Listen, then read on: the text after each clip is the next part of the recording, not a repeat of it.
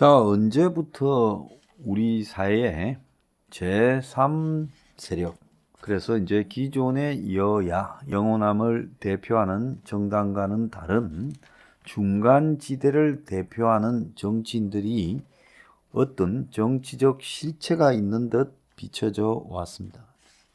그런데 안철수도 그렇고 윤석열도 결국 제3지대에서 이 양쪽을 흡수해서 자기 정치를 해 나가겠다 이렇게 말을 하고 있습니다.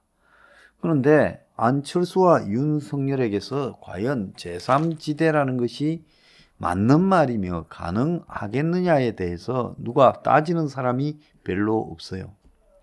안철수에 대해서 한번 봅시다. 안철수는 정치를 시작하고 스타트할 때 박원순을 밀어줬습니다. 그 다음에는 문재인을 밀어줬어요.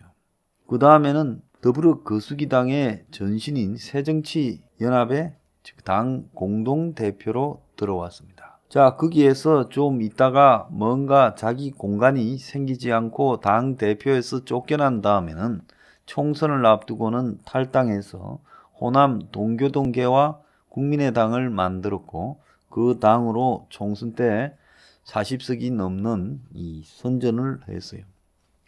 자, 그런 다음에 2017년 대선에는 제3 후보로 또 뛰었습니다.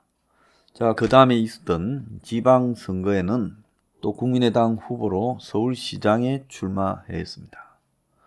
그러다가 이번에 총선에서 3석을 얻는 식으로 완전히 몰락했습니다마는 서울시장 선거에 갑자기 출마한다면서 야권이라고 하고 이제 문 정권을 본격적으로 비판하면서 자신이 마치 보수 세력의 일원인 것처럼 그러면서 국민의힘 오세훈과 단일화를 말하고 있습니다.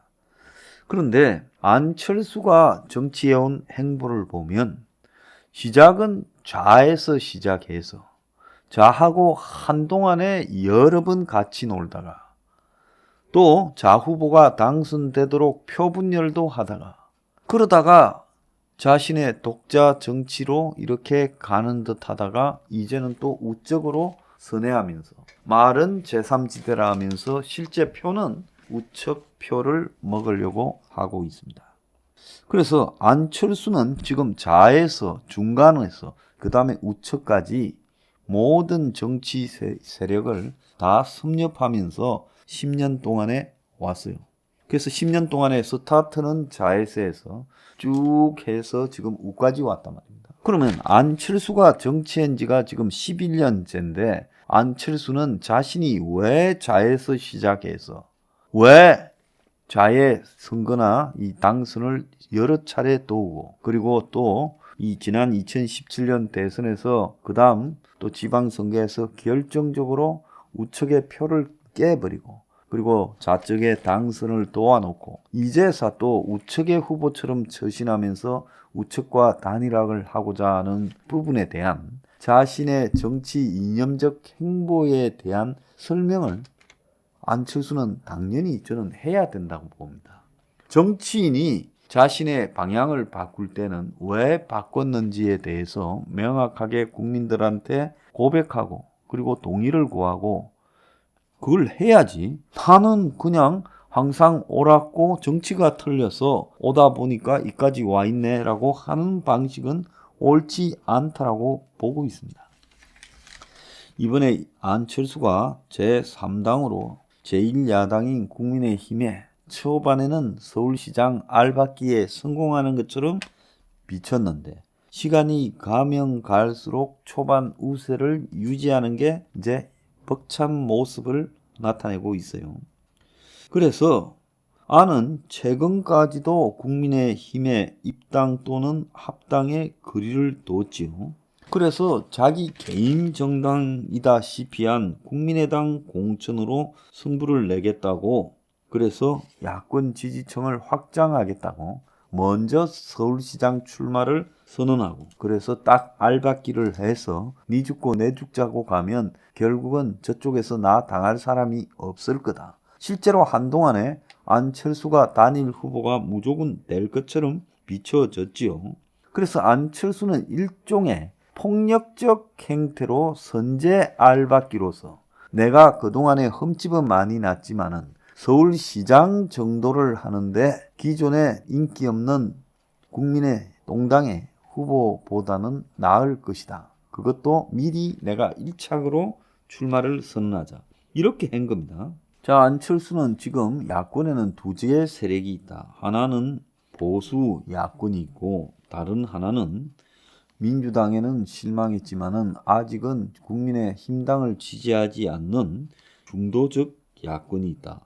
그래서 자기는 국민의힘뿐만 아니라 반민주, 반문 지지층까지 끌어내어서 보수 지지자와 그 다음에 반문 중도층까지 다 확보하겠다. 이렇게 이야기를 했어요. 그래서 안철수가 이 보수는 망했고 중간으로 와 있는 쪽이 강하기 때문에 이쪽에 기치를 들고 보수를 흡수하려고 했는데, 자, 안철수와 유사한 행보를 하는 사람이 하나 더 나왔죠.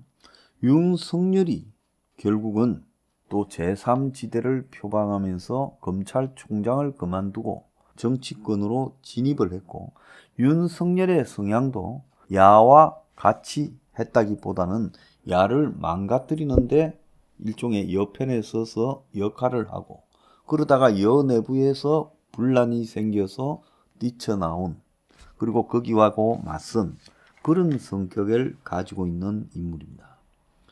그래서 윤석열 또한 안철수처럼 제3지역 성부수, 그래서 제1야당도 안 가고 제3지대에서 밀어붙이겠다.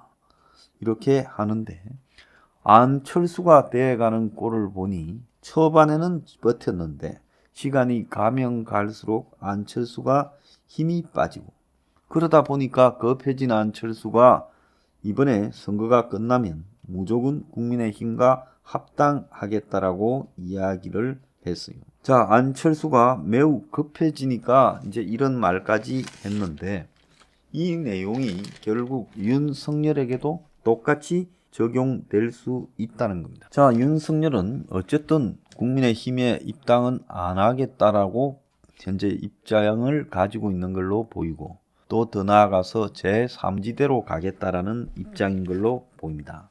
그러면서 4.7 보선에는 개입하지 않고 빠져 있다가 보선 이후에 본인의 행보를 본격화하겠다, 이렇게 이야기를 하는데, 근데 윤석열이 국민의힘에 들어가기 어려워하는 것은 국민의힘에 지금 양대 계파인 이명박계와 박근혜계 이 두 보스가, 이 박이 다 깜빵에 있어요.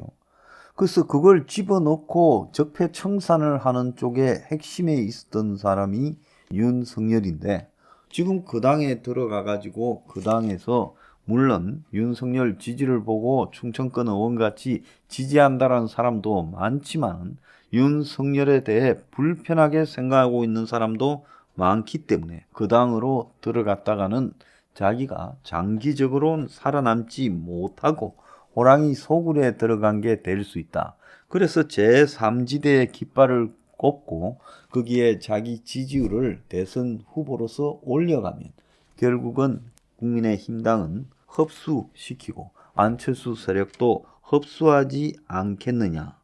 지금 이런 계산을 하고 있을 거라고 봅니다. 근데 안철수가 지금 알박기를 했지만은 알박기가 지금 실패하는 양상으로 가게 되니 윤석열도 지금 제3지대, 제3당은 성공할 수 있겠느냐라는 지적이 나오고 있어요. 안철수가 실패한 것은 윤석열도 비슷한 상황으로 갈 수 있다. 자, 그래서 윤석열이 과연 1, 2당 중에 지금 여권하고 맞섰으니 제1야당을 선택 안 하고 갈 수 있겠느냐. 자, 이 부분이 윤석열의 딜레마라고 볼 수 있다. 그렇게 보이는데요. 최근에 이 보수 성향을 가지고 있는 오피니언 리더라는 사람들이 대체로 하는 이야기가 이제 보수 성향이 강한 사람이 내년 대선에서 이기기는 좀 어려울 것 같으니 중도 성향이 강한 사람을 내세워야 된다라는 그런 여론이 조금씩 많이 생겨나고 있다는 겁니다. 자, 그런 관점에서 보면 이번에 오세훈이 안철수를 이겨버리면 보수 쪽만으로도 내년 대선에 이긴다고 오판을 하게 돼요. 결국은 좀 내년 대선에서 어려운 상황에 빠지는 것 아닌가, 지금 이렇게 걱정하는 사람도 있다는 겁니다. 자, 그래서 지금 보수판에는 패배주의가 지배하니까 이제는 어떤 색깔을 가지고 보수에게 화끈하게 나타나는 사람보다 무조건 이길 수 있는 사람이 더 중요하다. 그래서 이제 그 대상으로 윤석열을 지금 지목하고 그에게 지지를 모아주고 있어요. 자, 그런데 이제 윤석열이 법치, 공정, 권력 비리, 척결 같은 그런 가치를 가지고 내년 대선에 핵심적으로 밀어붙이고 버티고 갈 수 있겠느냐. 지금 윤석열이 지금까지 온 것은 조국, 추미애, 대깨문 같은 세력이 있기 때문에 윤석열의 이 법치의 가치가 통했지만은 만약에 그런 게 아니라 여권 후보가 완전히 새로운 가치를 들고 나왔을 때 윤석열의 가치가 여권 후보보다 더 나을 수 있겠느냐. 어쨌든 문 쪽에서 대선 후보, 대선이 있다면요. 대선이 없을 가능성도 크다고 봅니다. 근데 대선이 있다면 문을 표방하는 대선 후보는 없을 것이다. 그러니까 문과 거리가 있는 여권의 후보가 나오게 될 거고 그 사람은 또 이 현 시대의 새로운 가치를 주장할 건데 문과 맞서서 싸워온 윤석열의 가치가 통할 것인가? 이런 부분에 대해서 윤석열에게 우려하는 사람도 있습니다. 자, 우리가 서포 15조라는 가치를 이야기할 때 지금 대한민국을 지배하고 있는 주거 문제, 이거는 LH 두기가 생기기 전에 일찍이 이 혁명 20일만이 지금 이 대한민국의 가장 큰 문제가 주거 문제라고 지적을 해왔어요. 공정한 대학 입시 문제, 민노총 같은 이런 정치 노조의 해체 문제, 또 더 나아가서 국가적 고용을 창출하는데 주로 요양이나 사교육을 대체하는 부분에서 고용을 창출하는 문제, 이런 것들을 과연 윤석열이 이루어낼 건가? 지금 윤석열 주변에서 나오는 칼라를 보면 상당히 기득권적 칼라가 강한 것 아니냐. 그것도 또 하나의 기득권에 추대된 얹혀있는 인물 아니냐. 이런 의문도 있어요. 안철수가 제3지대 위기가 온 것처럼 이 안철수의 제3지대 위기는 정치 11년 차면서 자신의 킬러 콘텐츠, 제3지대에 걸맞는 더불어 거수기당도 국민의 똥당도 만들어내지 못한 새로운 가치를 못 만들었기 때문에 안철수 위기가 온 거지요. 그런데 윤석열 또한 안철수 위기와 뭐가 별반 다르겠느냐. 안철수가 지금 아무리 공부하고 노력한다 해도 서포 15조 같은 가치를 만들어낼 수 있겠느냐. 사람은 자기 출신을 못 속이는 법입니다. 윤석열이 과연 서포 15조 같은 가치를 창조해낼 건가? 자, 그걸 못하면 저쪽에서 들고 놓을 겁니다. 그럼 저쪽에서 들고 놓은 가치의 윤은 지금까지 쌈박질하는 그런 이미지로 법치를 말하면서 대선에 이길 수 있겠는가? 제3지대는요, 그냥 여야 실려서 중간에 있는 게 제3지대가 아니라 현재 기득권 1, 2당이 하지 못한 이야기를 할 수 있는 것, 그것이 제3지대라는 겁니다.